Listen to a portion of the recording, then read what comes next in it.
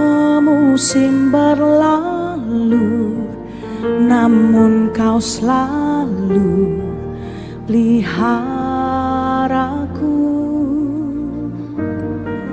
Kasih dan setiamu tak pernah layu di hidupku. Semusim berlalu, namun kau selalu peliharaku. Kasih dan setiamu tak pernah layu di hidupku. Lebih luas dari samudra, kebaikanmu Bapa takkan habis di hidupku. Lebih tinggi dari cakrawala, tak terbatas kasih-Mu. Sungguh ku bersyukur.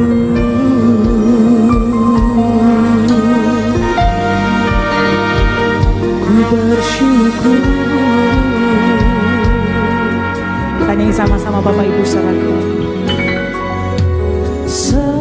Semusim berlalu, namun kau selalu peliharaku. Kasih dan setiamu tak pernah layu di hidupku. Lebih luas dari samudra, kebaikan-Mu Bapa takkan habis di hidupku. Lebih tinggi dari cakrawala, terbatas kasih-Mu. Sungguh ku bersyukur. Lebih luas, lebih luas dari samudra, kebaikan Bapa takkan habis di hidupku. Lebih tinggi dari cakrawala, tak terbatas kasih-Mu. Sungguh ku bersyukur. Kami mengangkat hati, kami mengangkat kedua tangan kami. Kami bersyukur buat cinta-Mu, buat kasih-Mu yang tidak pernah berkesudahan dalam hidup kami Tuhan. Mari Bapak Ibu saudaraku, angkat tanganmu tinggi-tinggi. Lebih luas dari samudra, kebaikan Bapa takkan habis di hidupku. Lebih tinggi dari cakrawala, tak terbatas kasih-Mu. Sungguh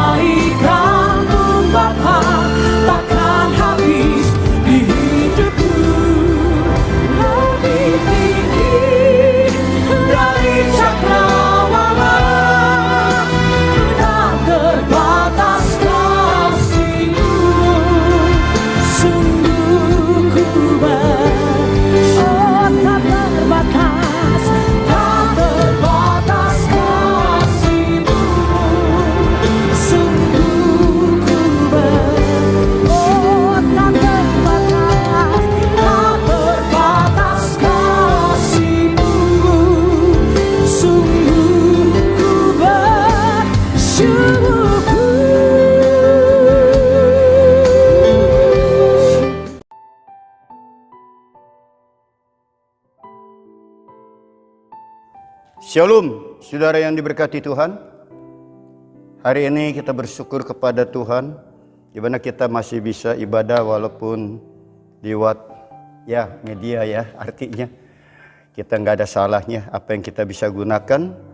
Terima kasih saya kepada Ibu Gembala, Ibu Pendeta Bong Kim Lun yang sudah usia 83 tahun. Salah satu hamba Tuhan di Jabodetabek, saya katakan senioritas. Ya, saya bukan puja dan puji, karena banyak pendeta baru umur 50 tahun dibilang senior. Ibu Pendeta Bong Kim Lun ini punya loyalitas. Ya, apa saja dia bisa melakukan, dia punya loyalitas, suka berbagi dengan materi, itu kita tahu. Karena kita kenal lebih dari 30 tahun yang dibantu oleh Bapak Pendeta Muda Entian STH yang selalu mendampingi Ibu Pendeta Bong Kim Lun. Nah, kesempatan hari ini saya akan sampaikan khotbah yang terdapat dari 2 Raja-Raja pasal yang ke-6 ayat 1 sampai 7. Jadi Bapak Ibu Saudara bisa mengikuti, saudara bisa ambil catatan. Yang bisa saudara catat, silakan saudara catat.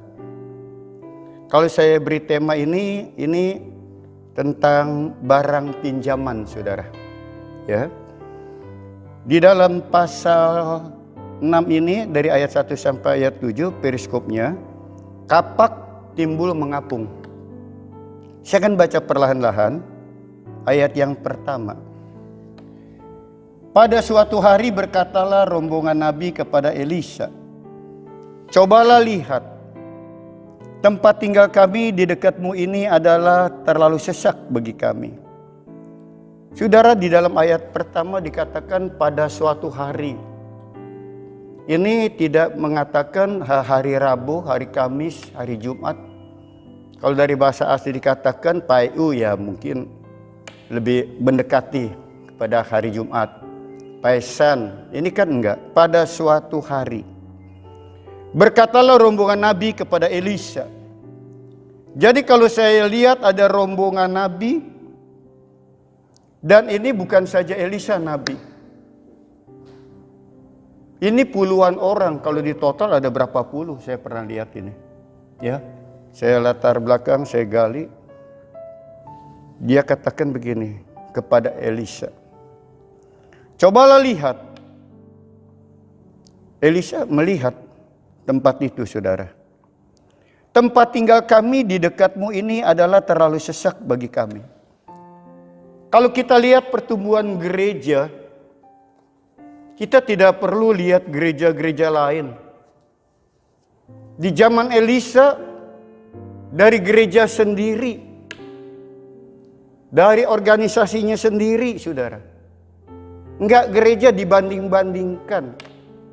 Kepada jemaat saya sampaikan, jemaat Gang Murni, enggak perlu saudara kita bandingkan gereja sana hebat, gereja sini. Saudara di dalamnya juga saudara tidak tahu. Karena di sini dikatakan, cobalah lihat. Ini salah satu dari nabi-nabi yang ikut. Jadi bukan saja Elisa sebagai nabi, tapi yang bersama-sama dengan Elisa, dia pun nabi, semuanya nabi. Saudara, kalau pagi-pagi di komplek, saudara lihat ada anak-anak TK pakai kicik, dia nyanyi halo Bandung, dia jalan. Misnya ada 2 di depan, ada 2 di belakang, sekitar 40 anak TK semua. Dikategorikan ini anak-anak TK melintasi komplek, entah 2 minggu sekali dia sambil gerak badan dan dia sambil menyanyi. Kalau rata-rata itu anak TK, tidak ada anak SMP yang ikut. Kelas 7, kelas 8, kelas 12 enggak ada. Semua rata-ratanya TK. Karena rombongan TK yang sedang berjalan dipimpin sama guru TK. Nah di situ begini saudara, berkatalah rombongan nabi, rombongan, berarti nabi ini ada rombongannya saudara, ya, ada ketua kelompok. Berkata kepada Elisa, cobalah lihat tempat tinggal kami di dekatmu ini adalah terlalu sesak bagi kami. Jadi rombongan ini dekat dengan Elisa tetapi beda tempat. Sesak, artinya pertumbuhan gereja, baik kualitas maupun kuantitas pertumbuhan jemaatnya, ini pertumbuhan gereja kita lihat. Dari 2 Raja-Raja pasal 6 ayat 1 ini. Tempat tinggal kami di dekatmu adalah terlalu sesak. Kenapa sesak? Karena jumlahnya bertambah, saudara. Nah, di gereja bagaimana bisa bertambah? Ibadah tatap muka ada kesempatan nggak datang. Liwat Zoom nggak ikut. Terus jemaat mau bertumbuh dari mana? Pertumbuhan jemaat lihat baca ini 2 Raja-Raja pasal 6. Bahkan sekarang ada banyak orang udah nggak ikut ibadah waktu dibuka. Kan ini jalan 2 tahun 2020 sampai 2021 buka tutup. Tatap muka nggak datang. Gereja tutup lewat Zoom nggak ikut juga. Tapi di grup tulis good morning. Saya suka katakan, kalau di tempat saya katakan kayak burung kutilang apa burung cicarawa. Nggak pernah aktif, cuma good morning. Orang haleluya, puji Tuhan. Kalau ada orang yang seperti itu nggak usah direspon saudara. Nggak guna. Datang ibadah, ikuti Zoom, ikuti yang ada program-program gereja. Ini pertumbuhan, kualitas dan bertumbuh gereja ini dari dalam, bukan dari luar dibandingkan gereja-gereja orang terus.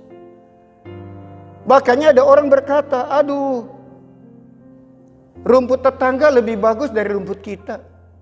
Kenapa? Karena seringkali kita liatin rumput tetangga terus. Rumput tetangga kan disiram. Yang jelek-jelek digunting. Kita liatin aja. Kita nggak ada action. Kita tidak berkarya. Kita tidak berbuat. Nah tetangga rumputnya bagus. Kita cuma bisa lihat.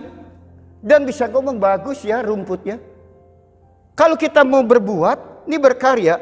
Ini dari 2 Raja-Raja pasal 6. Baca dari ayat 1 ini. Mereka bertumbuh. Lalu dikatakan ayat 2. Baiklah, kami pergi ke sungai Yordan. Ini bilang sudah, dia berkata. Dan masing-masing mengambil 1 balok dari sana. Supaya kami membuat tempat tinggal kami. Jawab Elisa, pergilah. Saudara, kalau kita lihat di zaman Elisa 2 Raja-Raja pasal 6 ini ayat 2. Sungai Yordan ini adalah yang asli. Bukan yang sekarang tidak asli saudara. Ya dengar dulu.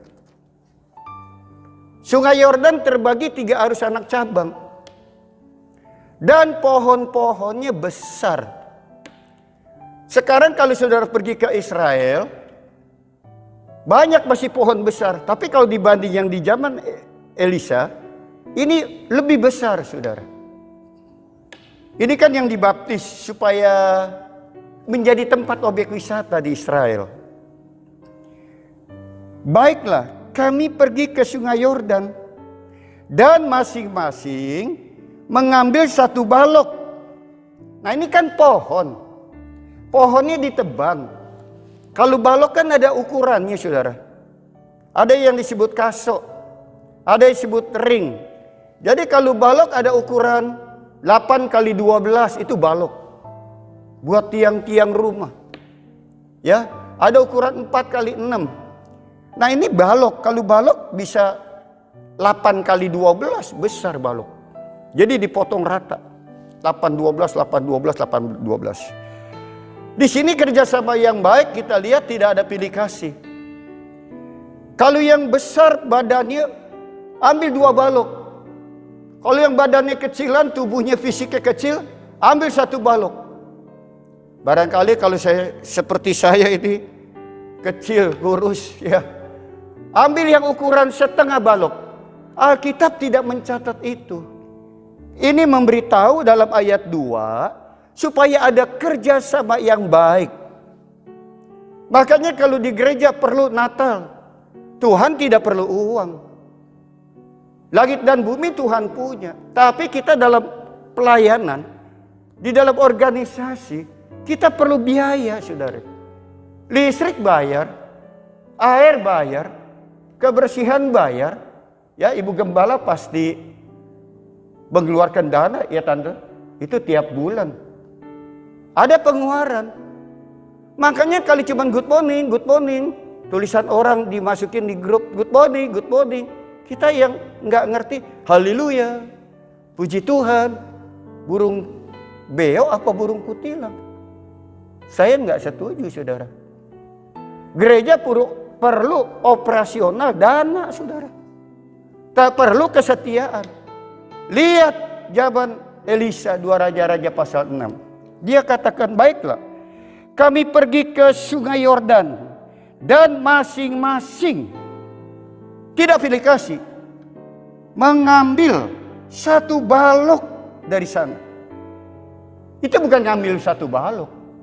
Tentunya ada action, kerja dia lakukan, dia berbuat. Karena ini pohon besar ditebang dulu. Ditebang, panjangnya diukur. Balok ada ukurannya, bangun rumah nggak sembarang, saudara. Saudara beli balok pasti ada ukurannya. Ukurannya nggak liar. Pasti mendekati hampir kesamaan. Saudara pergi kemana saja sama. Masing-masing mengambil 1 balok dari sana. Supaya kami membuat tempat tinggal kami. Jawab Elisa, silakan pergi. Bukan Elisa yang minta. Elisa tidak suruh. Tapi karena bertambah secara kualitas dan kuantitas, jemaatnya bertumbuh. Ini jemaat, bukan ibu gembala yang repot-repot. Makanya domba melahirkan domba, gembala melahirkan gembala. Ibu pendeta Bongkimun nggak kurang dari umur 83 loh, ya, 83 ya Tan. Sekarang lagi kaderisasi untuk Bapak Pendeta Entian STH. Sedang di-upgrade, diajarkan, diberitahu tentang pastoral. Nah, untuk kemajuan gereja, jemaat, domba melahirkan domba. Kalau gembala melahirkan terus, artinya gembala banyak anak, saudara. Nah, ini kan jujur. Diberitahu, masing-masing mengambil 1 balok dari sana, supaya kami membuat tempat tinggal untuk kami. Jawab Elisa, silakan. Pertumbuhan gereja bukan dari pendetanya saja, saudara. Dari jemaat. Saya lupa, kalau saudara ingat silakan. Di negara luar, negara maju, Inggris kalau nggak salah ya. Itu sekolah minggunya habis. Datang gurunya siap ibadah sekolah minggu. Misal ibadahnya jam 8. Dia datang ada yang setengah 9. Murid-murid sudah datang terlantar. Berbulan-bulan seperti begitu, tidak ada tanggung jawab. Lalu si pendeta bilang begini, mulai besok tidak ada sekolah minggu, saya tutup.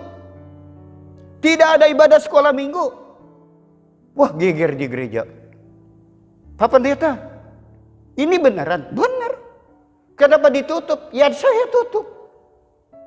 Kan masih ada anak-anak sekolah minggu. Betul. Tetapi guru sekolah minggu tidak punya kerinduan untuk melayani. Kaget mereka, saudara. Tutup, Pak Pendeta, saya tutup. Sebulan, 2 bulan, 3 bulan, 4 bulan, tutup, tidak ada sekolah minggu. Guru-guru sekolah minggu terbeban akhirnya. Dia rapat. Lalu pada saat dia rapat-rapat, dia usulkan kepada pendetanya, gembala. Dia bilang, Pak Pendeta, Kami ready, udah siap. Kapan sekolah minggu buka? Kami siap di garis depan untuk melayani sekolah minggu. Berdoa, berlutut situ saya doakan. Dia berdoa, saudara. Betul. Akhirnya di sekolah minggu itu sampai ratusan, sampai ribuan orang. Nah, pendeta ini terkenal jadi tentang guru sekolah minggu, saudara. Karena memang mesti dikasih tahu. Jemaat yang nggak tahu, kadang-kadang semena-mena. Rasanya sudah benar. Perbuatannya sudah, saya tidak nyalain saudara. Banyak orang yang di rumah bukan lebih baik, lebih stres. Banyak di rumah seringkali ibadah enggak, tidak ibadah. Jom enggak ikut, ngeluarin ayat-ayat. Wah, ini hati-hati. Ayat pinter tapi tidak ada perbuatan. Nanti takutnya Parisi, saudara. Ya, karena lepas kontrol. Kalau orang sekolah ada kontrol. Dah, di sini dia katakan, jawab Elisa, silakan pergi. Lalu di dalam ayat 3, lalu berkatalah seorang, silakan ikutlah dengan hamba-hambamu ini. Jawabnya, baik, aku akan ikut. Wow. Kalau saudara perhatikan ayat 3, lalu berkatalah seorang, silakan ikutlah dengan hamba-hambamu itu. Jawabnya, baik, aku akan ikut. Berarti kelompok nabi ini dikelompok-kelompokkan, ada ketuanya. Ada ketuanya, nabi juga. Jadi nggak sembarangan. Nggak berebut tentang ketua, tapi berebut artinya mau melayani aja. Kalau di gereja kan mau kedudukan. Kalau dikasih jabatan baru mau. Nggak perlu, saudara. Silakan kita belajar dari pertumbuhan gereja, dari 2 raja-raja pasal 6 ini. Lalu dikatakan, lalu berkatalah seorang, silakan ikutlah dengan hamba-hambamu ini. Jawabnya, baik, aku akan ikut. Saudara perhatikan dari ayat 4. Maka ikutlah ia dengan mereka. Ikut dengan mereka. Ya, ikut. Mereka kan lebih dari 1-2 orang. Ini kan lebih dari 50 orang, saudara.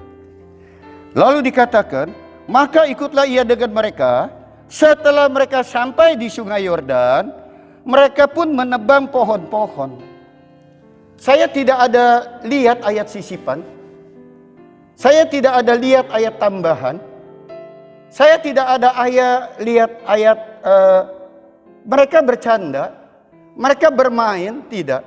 Sesudah mereka sampai di sungai Yordan, maka ikutlah ia dengan mereka. Titik. Setelah mereka sampai di sungai Yordan, mereka pun langsung menebang pohon-pohon. Nggak usah dikomando lagi. Karena dia tahu apa yang dia bisa kerjakan, dia kerjakan. Tapi kan di gereja banyak yang lebih bawel. Tante, ini buat gimana ya? Kita mesti begini ya, kita mesti begitu. Tapi aktif enggak. Ngomong di belakang luar biasa. Kalau bicara soal bicara, saudara, good. Nomor 1. Tapi untuk melakukan perbuatan yang nyata, cuma menang teori. Atur strategi luar biasa. Alkitab tidak mau seperti itu. Lihat mereka. Maka ikutlah ia dengan mereka. Ikut, ada action, ada langkah, ada tindakan, ada perbuatan. Dia ikut. Ya. Lalu dikatakan setelah mereka sampai di sungai Yordan, mereka pun menebang pohon-pohon. Berarti bukan satu pohon. Satu pohon bisa berapa balok. Satu pohon bisa dibagi berapa batang. Banyak, saudara. Kalau dia bikin 6 kali 12 saja, satu balok, satu lingkaran. Waduh, pohon di Israel besar, saudara. Di Yeriko bisa 3 orang kita begini, saudara. Kita lingkarin ini pohon, belum tentu lingkarannya ketutup dengan tangan kita. 3 orang, besar. Di Taman Getsemani begitu juga, pohonnya besar-besar, saudara. Waktu Yesus berdoa dengan Yakobus, dengan Petrus, Dega Johannes, itu pohon besar ada di situ. Banyak pohon zaitun. Ini pohon tinggi besar, saudara. Alat-alat canggih yang seperti sekarang kan belum ada. Ya, mungkin dengan alat-alat tradisional. Tadi dikatakan kapak. Di sini kapak.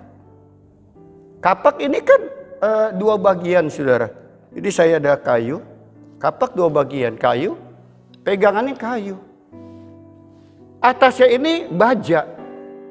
Untuk dia patahkan pohon itu. Nggak ada pakai gergaji, ini pakai kapak semua. Tapi dia bisa bikin balok. Nah di sini dikatakan, maka ikutlah ia dengan mereka setelah mereka sampai di sungai Yordan. Mereka pun menebang pohon-pohon. Langsung, spontanitas. Saya nggak lihat ada kata-kata mereka bercanda. Mereka main-main, nggak ada. Lalu dikatakan ayat 5. Dan terjadilah setelah seorang sedang menumbakan sebatang pohon, jatuhlah mata kapaknya ke dalam air. Lalu berteriak-teriaklah ia, "Wahai tuanku Elisa, wahai tuanku Elisa, itu barang pinjaman." Waduh, luar biasa saudara. Ini saya cari latar belakang. Tidak kedapatan siapa namanya orang ini. Saya suka dengan orang ini saudara. Ini orang jujur. Kan ini banyak yang kerja puluhan orang. Dia menebang. Kan ini sungai di pinggir sungai. Sungai Yordan. Dengan terbagi 3 arus anak cabang. Waktu dia menebang, terjadilah ketika seorang sedang menumbangkan sebatang pohon, jatuhlah mata kapaknya ke dalam air. Jatuh. Jujur orang ini. Lalu berteriak-teriaklah ia, "Wahai Elisa, wahai Elisa, itu barang pinjaman." Kalau saja dia diam, dia tidak komentar, tidak ada satu orang yang tahu. Mandornya juga tidak tahu. Atasannya Nabi juga tidak tahu. Tapi jujur saudara. Kita kalau lihat di gereja orang jujur jarang saudara. Tapi dalam bentuk hal apapun kita harus belajar jujur. Karena di dunia ini perusahaan besar hanya satu mencari orang jujur untuk bagian pembukuan. Tidak 5, tidak 2, 1 orang. Jujur di hadapan Tuhan. Persembahan jujur, perpuluhan jujur. Beri apa yang Tuhan punya, berikan. Ini kejujuran. Saudara boleh bilang jujur, tapi tidak jujur, kan mendustai. Berkat Tuhan saudara tahan. Kalau memang 10% milik Tuhan, ya kita lakukan persembahan 10%. Itu milik Tuhan, bukan milik kita. Kalau saudara ada hari ini semata sebuah karena anugerah Tuhan dalam hidup saudara. Lakukan dengan jujur. Lalu dikatakan ayat 6. Tetapi berkatalah abdi Allah, yaitu Elisa, "Kemana jatuhnya?" Lalu orang itu menunjukkan tempat itu kepadanya. Kemudian Elisa memotong sepotong kayu. Lalu dilemparkannya ke sana. Maka timbullah mata kapak itu dibuatnya. Saudara dengar baik-baik ayat 6. Maka berkatalah abdi Allah, yaitu Elisa. Elisa enggak ngomel. Elisa enggak marah.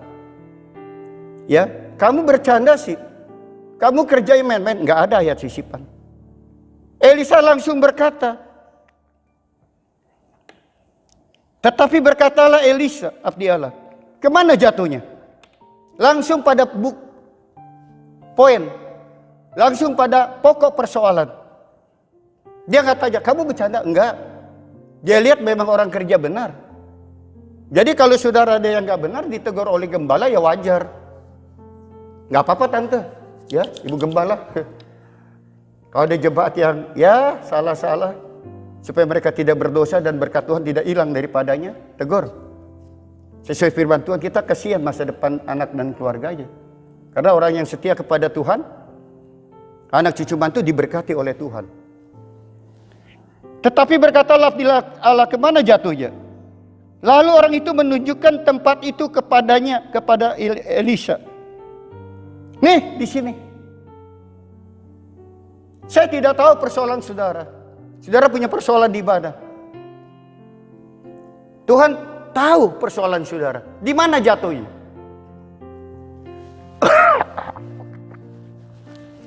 Seringkali kita menutupi persoalan kita.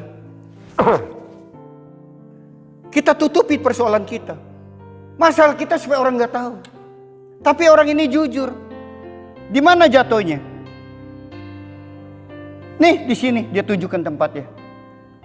Kan seringkali kita kalau ditanya, kenapa persoalannya? Melintir ceritanya saudara.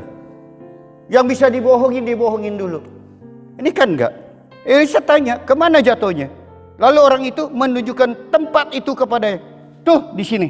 Ini di sini nih jatuhnya. Kalau saudara punya persoalan, punya masalah, saudara jatuh dalam bisnis saudara. Saudara jatuh dalam usaha saudara. Saudara jatuh dalam perjudian. Saudara jatuh dalam perjinan. Katakan kepada Tuhan, nih di sini Tuhan persoalan saya. Di sini masalah saya. Saya masih suka mabuk-mabuk. Saya suka minum anggur. Saya masih masalah. Saya masih suka pukul pasangan saya. Nih di sini Tuhan. Tunjukkan kepada Tuhan. Jujur di hadapan Tuhan. Jangan main tutup-tutup. Nih di sini Tuhan. Ini persoalan saya. Orang gak ada yang tahu saudara. Tapi kita harus jujur di hadapan Tuhan. Dia katakan. Lalu orang itu menunjukkan tempat itu kepadanya. Kemudian Elisa memotong sepotong kayu. Saudara, coba lihat. Saya ada alat peraga ini yang sederhana. Ini stick, saudara. Elisa memotong sepotong kayu lagi. Bukankah pada saat mata kapak itu jatuh, ada kayunya? Ada. Tapi Elisa tidak. Kemudian Elisa memotong sepotong kayu. Dia potong lagi kayu ini. Dia potong. Dia pakai yang baru. Ya, nggak pakai yang lama. Lalu dilemparkannya ke sana. Maka timbullah mata kapak itu dibuatnya. Hebat ini. Ini iman Elisa. Yang tidak kelihatan, tidak nampak, dia percaya. Dikatakan dengar baik-baik, saudara simak. Maka timbullah mata kapak itu dibuatnya oleh Elisa. Saudara perhatikan. Benda ini kalau saya lempar, batang mata kapak ini. Ya, pada waktu dilempar. Ini jatuh plus, jatuh min, jatuh bagi kali. Dilempar. Ini jatuhnya min. Kalau orang jatuh, orang jauh dari Tuhan, orang tidak jujur, hidupnya minus. Minus. Saudara semakin lari dari Tuhan, semakin lari dari kasih Tuhan, hidup saudara semakin minus, jatuh. Kalau saudara mau tidak jujur, jangan harap saudara bisa diberkati oleh Tuhan anak cucu mantu saudara. Minus. Perhatikan. Lalu dilemparkannya lah ke sana, maka timbullah mata kapak itu dibuat. Jadi waktu dia bikin satu lagi, dia bikin satu, karena yang satu yang lama dia nggak pakai. Elisa pakai yang baru.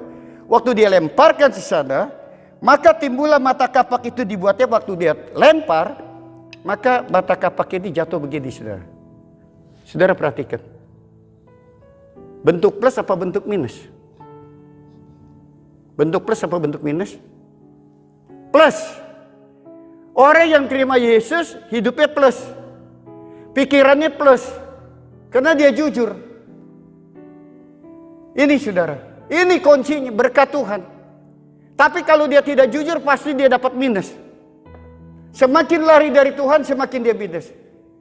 Pada saat Elisa lemparkan, ini jatuhnya plus. Itu sebabnya belajar tentang pertumbuhan gereja. Jangan sering-sering katakan gereja kita kecil, gereja kita tidak bertumbuh. Lihat gereja lain. Kita bisa berbuat, kita bisa berkarya. Tuhan yang sama. Tuhan yang melakukan berkat buat saudara. Jadi plus. Mari saudara. Saudara bisa berkarya buat Tuhan. Saya tidak tahu saudara sampai ke mana pengetahuan saudara. Saya tidak tahu pengertian saudara. Orang yang setia kepada Tuhan plus. Ya, makanya Alkitab berkata orang yang setia, anak cucu mantu diberkati oleh Tuhan. Kalau anak cucu mantu diberkati oleh Tuhan, terlebih kita. Kita setia. Modalnya apa? Setia. Mulut jangan terlalu jahat. Seringkali mulut kita bawel. Mulut kita seringkali menjadi busuk. Mulut kita menceritakan kejelekan orang lain terus. Kita yang paling benar. Introspeksi dan koreksi dalam pandemi seperti sekarang. Sebagai ayat yang terakhir, saudara. Ayat yang ke-7. Lalu katanya, kata Elisa, ambillah. Orang itu mengulurkan tangannya dan mengambilnya. Coba, kalau nurut mendengar akan kebenaran firman Tuhan, nggak usah cari berkat kemana-mana. Bilang Bu Gembala, aduh saya susah, Gembala saya sulit. Aduh cari berkat kemana? Setia sama Tuhan, rajin berbakti, jangan banyak komentar. Setia aja sama Tuhan. Apa kata Tuhan? Seperti domba kita dituntun oleh Tuhan, pasti diberkati oleh Tuhan. Tuhan tidak mengecewakan saudara. Lalu Elisa katakan, lalu katanya, ambillah. Gak usah lari, gak usah turun, gak usah nyebur di sungai itu. Lalu katanya, ambillah. Kan ambil, tinggal ngambil. Berkat Tuhan sudah disiapkan. Gak dibilang, pergilah kamu ke sana, 2 kilo lagi ada di sana. Gak ada. Alkitab tidak ada ayat sisipannya lagi itu. Langsung dia katakan, lalu kata Elisa, ambillah. Orang itu mengulurkan tangannya. Dia ulurkan tangannya dan mengambilnya. Jadi kalau orang yang setia, saudara, nggak usah action capek-capek. Berkat Tuhan sudah ada di tangan kita. Amin. Amin, saudara. Katakan kepada pasanganmu di rumah, ya bro, sis, berkat Tuhan tidak kemana-mana. Katakan kepada pasangan, tinggal ambillah. Tuhan sudah siapkan berkat itu. Pikiran saudara terbatas, kemampuan saudara terbatas, tapi kuasa Tuhan tidak terbatas, melampaui akal kemampuan saudara. Yang tidak mungkin terjadi pasti mungkin. Mari saudara, kita tutup dalam doa. Terima kasih Bapa surga, Bapa kami percaya dalam Tuhan Yesus. Sesudah kami dengar firman-Mu, kami pelajari, kami teliti, kami percaya kami diberkati dan kami mau berbuat dan berkarya bagi-Mu. Dalam nama Tuhan yang diberkati, katakan amin. Saudara, terima kasih. Kita tutup ibadah ini. Saya jemput saudara ada dimanapun berdiri. Tidak mengurangi berkat Tuhan. Saudara angkat tinggi 2 tangan. Arahkan hati pada Bapa di surga. Terimalah berkat damai sejahtera Allah Bapa dan kasih sayang Yesus Kristus di dalam persekutuan Roh Kudus yang telah menolong, membela, memberkati saudara mulai hari ini sampai selama-lamanya. Yang diberkati katakan amin.